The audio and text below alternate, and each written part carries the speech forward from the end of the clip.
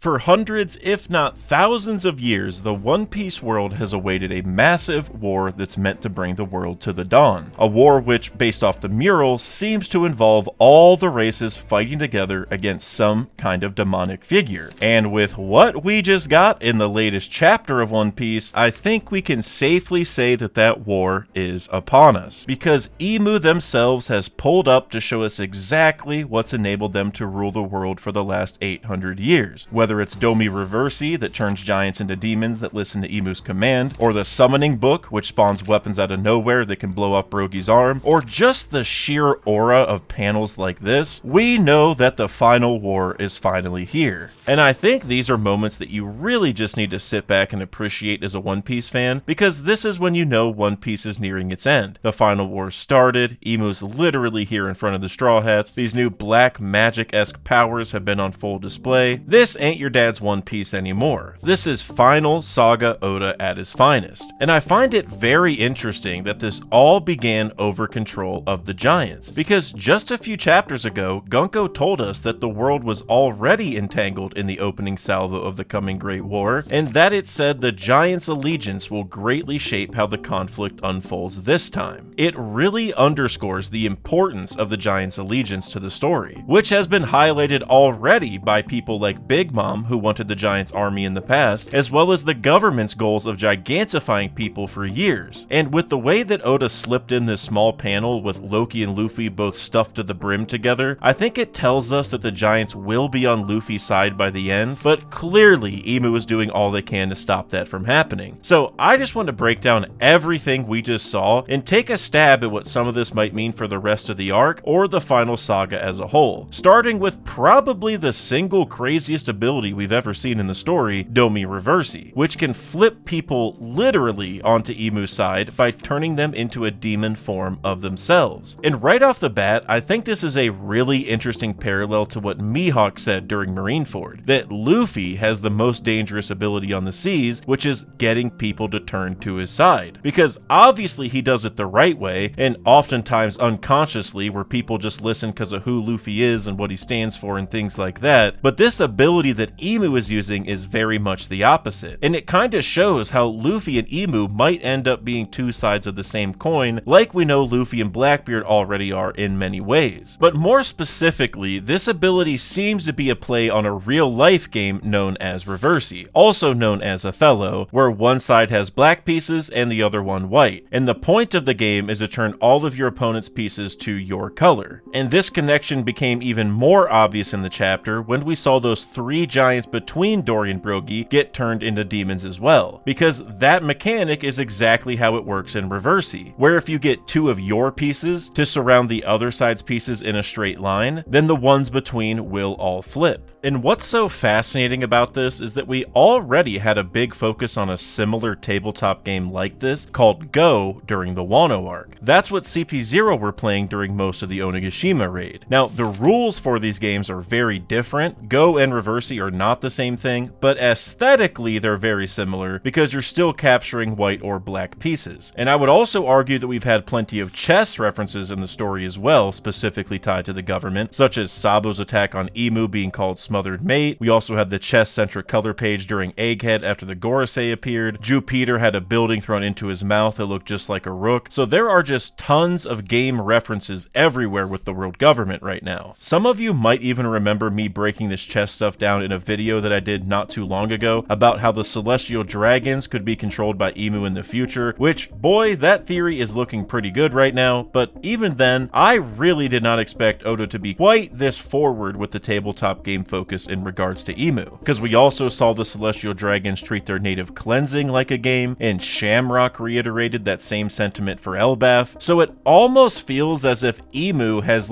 made the world into their own board game, where the living people are the pieces and the abyss acts as the conduit for Imu to carry out these different powers. And it could be like Imu's own version of making their imagination into reality, which is sort of a theme we've already heard in regards to Luffy in Gear 5th, except instead of being the wacky, cartoonish imagination that we get with Luffy, it's a more calculated or strategic imagination with Imu. And I think we can safely assume that the abyss specifically has a role in this, since that was mentioned back with the pentagram circles, and very similar circles are used to conduct the Domi Reversi change, so there's definitely a connection there. And it also looks like the lettering around the edge of the circle is pretty similar to poneglyph language as well. And now I'm not fluent in Ancient Kingdom language, so I can't say for sure if they are the same. I'm still waiting for Robin to teach me, hopefully. But if they are, that could add some extra emphasis onto why Emu doesn't want anyone to learn the language. It might not just be for the poneglyphs and the ancient history and stuff, but also this black magic. I mean, maybe the only way to counter it is understanding how to use it, which does lead me to wonder if Robin is eventually going to learn how to use this power, or at least how to counteract it. Because I mean, she also already accepted her demonic side during Wano, and Emu is sitting up here saying that being a demon is the pinnacle of existence, so all of this might line up pretty well for Robin to get an upgrade. And I really love that Oda is still building onto this black versus white theming in the story, because we've already seen this established with things like how Gear 5 is a white transformation with the white god ribbon, and Lucci, Kaku, and Nagorose all had a black god ribbon. Technically, they ended up being a dark purple in the anime, but I think the point still stands. We can also look at things like Sulong, or even the energy steroids, which turn people into all-white versions of themselves, even with red eyes like Gear 5th, and those power-ups were tied to Joy Boy allied groups in the Minks and the Fishmen, so it literally feels like Oda has made this whole world into a big game of Reversi. And maybe the Ancient Kingdom knew that back then, and made those energy steroids and left them for the future, almost as a way to kind of flood the board with more white pieces, so to speak. Or maybe Luffy will find a way to turn more people into Gear 5th to do that, which I definitely would have some reservations about, but with us seeing Bonnie go into Gear 5th with her Devil Fruit, there is the chance that more and more people will figure it out. In fact, since we have Luffy and Bonnie on the island, so we do have two Nika capable individuals here, maybe those two kind of join in on the game of Reversi, where they have to be on each side of the giants to flip them back to normal. Or maybe flip them into a Gear 5th like state, which would be crazy, because that would bring this whole board game thing to life even more than it already is, and it would kind of turn Elbaf into like a big strategy game for us to win, where it's not just strength, but we kind of have to think our way through it, and I think that would be a lot of fun. But either way, this battle for allegiances is definitely going to be a major plot point going forward. Because you also got to think about how Emu hasn't just forced the giants to join the government side, but also races like the Lunarians and Buccaneers, because they hunted those races down to near extinction, and the few that were left were experimented on and ultimately used to make obedient clones of them, such as the Seraphim and Pacifista. So it's like Emu already knows that the winner of this war needs to have the various races on their side, and they're trying to achieve that by any means necessary. So then we have to ask, how does this Domi Reversi power work exactly, or this demonic contract? Well, I think there was a big hint to this in Emu's dialogue, which was, "Thou shalt give up thy lifespan for a body unyielding to death," because giving up your lifespan was a central point to Big Mom and Mother Carmel's ability, the Soul